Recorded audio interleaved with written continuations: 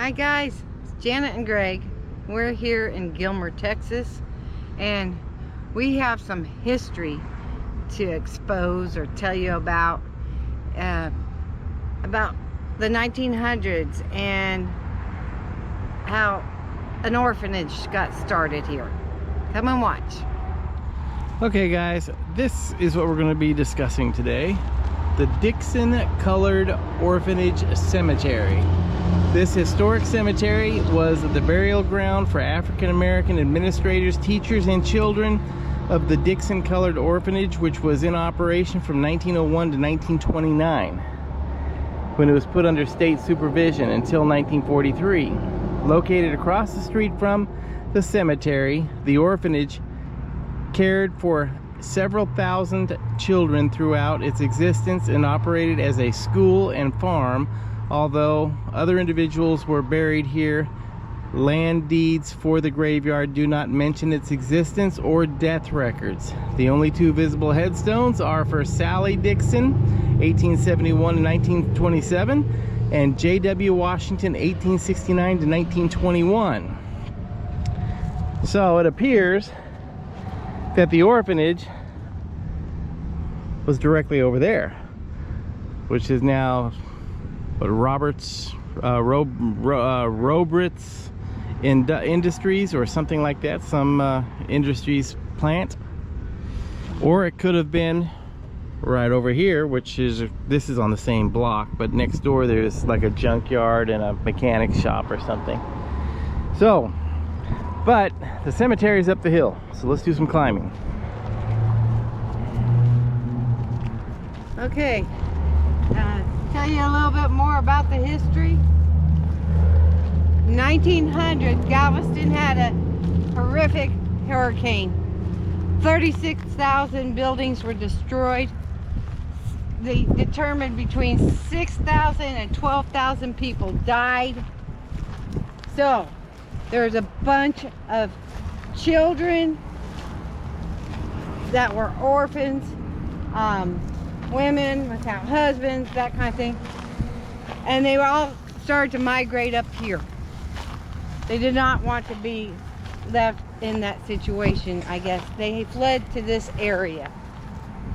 So I think that was the biggest natural disaster in Texas. Yeah, the Dickson family actually saw children walking on the highways and said, we have to do something.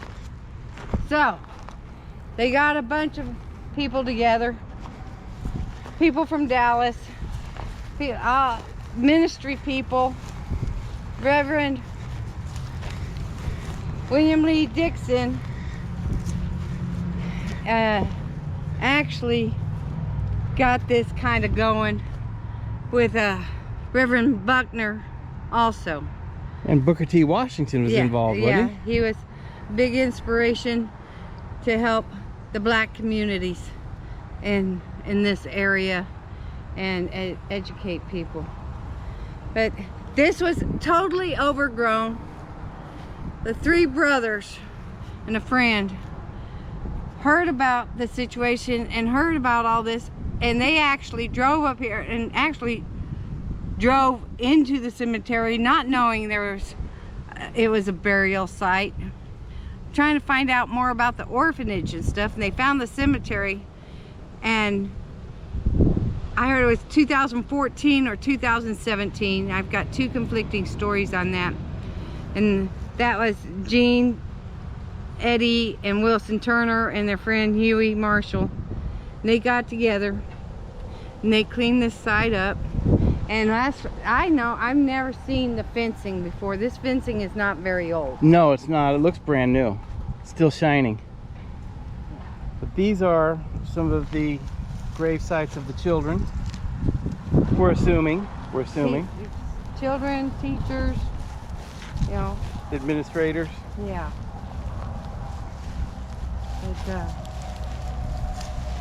There's who knows how many are actually here. And here's Sally Dickson's headstone. Sally Dickson, November 1871 to February 1927, gone but not forgotten. And there's more unmarked stones over here. This started out with the community and the leaders and the military. Ooh, that looks like it could be one. They donated, started off with 70 acres donated. This entire area was cotton and sweet potato land. Yeah, one time they had 40 buildings on this property, correct? Yes.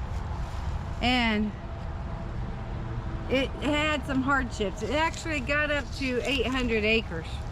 And they were teaching these children how to farm. They would send the boys out to work the cotton plantations for the white folks. The girls would be sent to be maids and cooks so they could learn something to do for a future. He wasn't trying to make them group of city leaders or, ministers and pastors and stuff, just so that they could learn to get by and survive as an adult. And they did have a part-time physician that came, sometimes a dentist that came, and it all was on donations.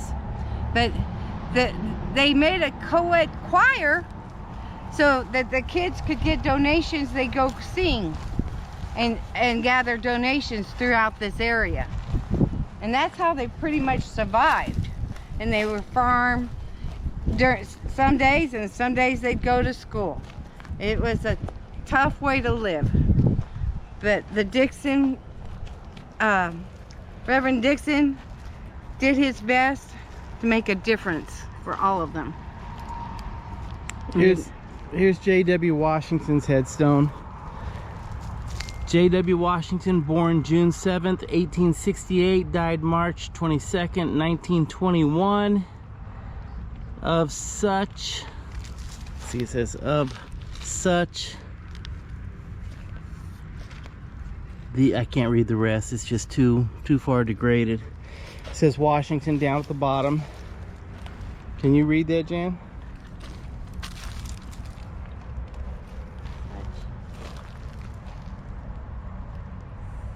Something and of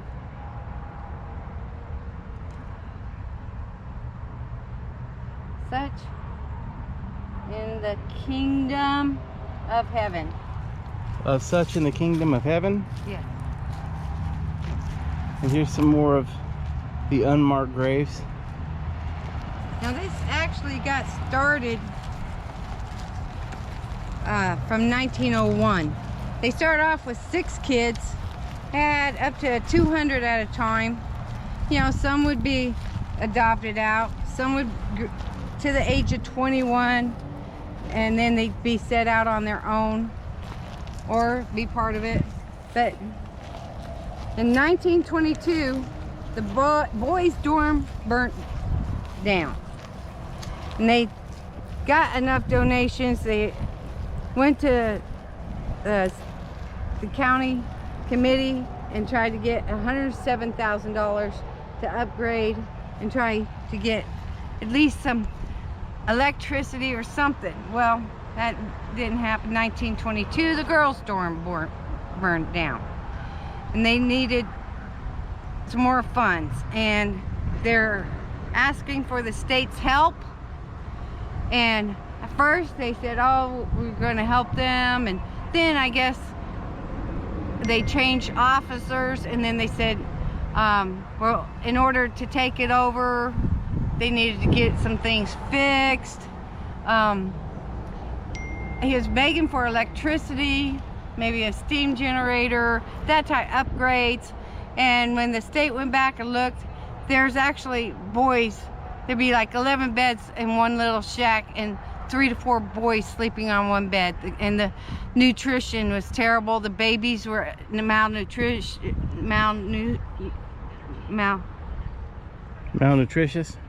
Yeah. Suffering from malnutrition?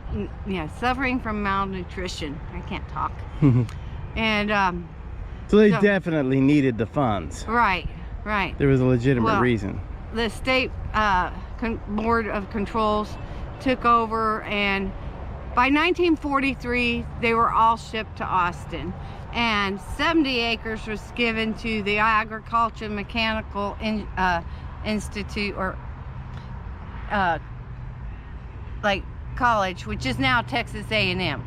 So for sweet potato cropping, you know, so that was given away. And then the other parcels have been gradually sold off, but typical bureaucrat stuff. Yeah. It's like, put it on somebody else's back, and let's make the money where we can and move on. Exactly. Yeah, that's sad. That's sad. But this, I mean, of course, this. You see the growth out here? You wouldn't know this would be here. No way. No. No way. No, especially there's not many cemeteries that are sitting on the side of a hill with this type of a slope to you. I would have never thought it would have been here. Right. So it was the Texas Blind, Deaf, and Orphan School of Austin. So that was 1943. But these brothers came up here, cleaned it up, been maintaining it. Obviously, they got the funds for a fence. I know there was a newscast, and they were asking for donations, and that next day they got like 500 bucks, you know. So they're still needing donations to maintain this. Well, it's good that the spot here is actually being acknowledged as a historical site. That had it not been for that, we would have never known about this. Yeah. Yeah, in 1968 they named it a historic site, and I think it's 2016 they put that sign up. So then if they put that sign up, then I know the guys were here, the brothers were here at 2014. I got two different stories on that. But I'm looking, are they trying to get water in here? No, that looks like a cross. These are crosses down here. Aww. So there's more. Of course there's more here. You know there would be.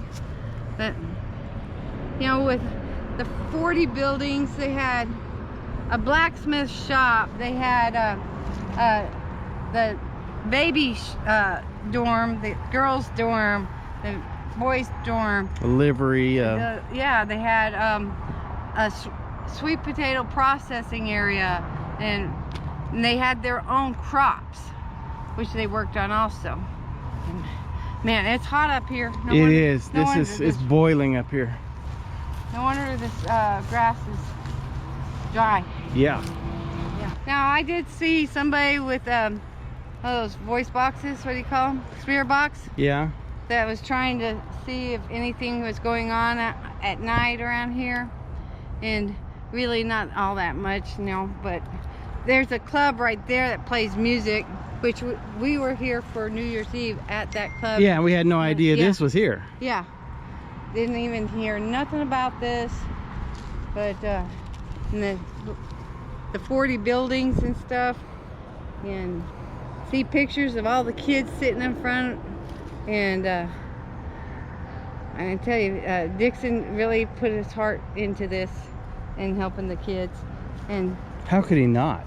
You know? Yeah. Is that a hospital? No, that's a tag for the fencing. Oh. I thought it was a hospital bracelet. No. William Lee Dickson died in 1933. He went to Hearn, Texas to die. But, you know, by then the state was already stepping in. They just couldn't make it. And, you know, I guess taking care of the children was too much. So, it's like, I just hope everyone here is resting in peace. We had to retreat to our car because our camera kept overheating. It's so hot out here, it's ridiculous. But that's the way it goes. Yeah, so this place, you can see it's all piled up with junk over here. This place was a dumping ground, the guys said. Brothers and their friend. And I still see some car wheels. They said car parts and stuff. And they really went all out to clean it up. That's pretty cool. But anyway, we had camera malfunctions, guys. It's 102 degrees out, not counting the heat index stuff, okay? The freaking humidity, man. Yeah. All right. Anyway, guys. Oh, thanks for watching. You know, it's part of history, and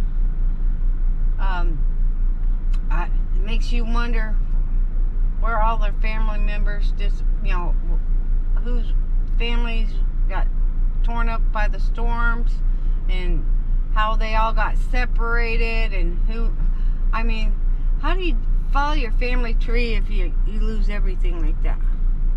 I don't know. I mean, that's sad. That's so sad. I guess you can do the DNA stuff today if you trust it, but yeah. But otherwise, I guess you just have to start a new family tree. I guess if you don't know your background, you're just a little baby or a little kid. That'd be horrible. That'd be horrible. All right, guys. Thanks for watching, and you guys have a blessed day. Hit the little subscribe button, the little notification button. And we share everything we do with you guys. Keep watching. Strange RV tours will take you places with Greg and Janet's smiling faces. You might see a crazy flavored soda review or some tips to fix your RV too. So come along, won't you join us, friend, as we discover what's around the bend. Just sit right back in your easy chair. Strange RV Tours is on the air. Strange RV Tours is on the air.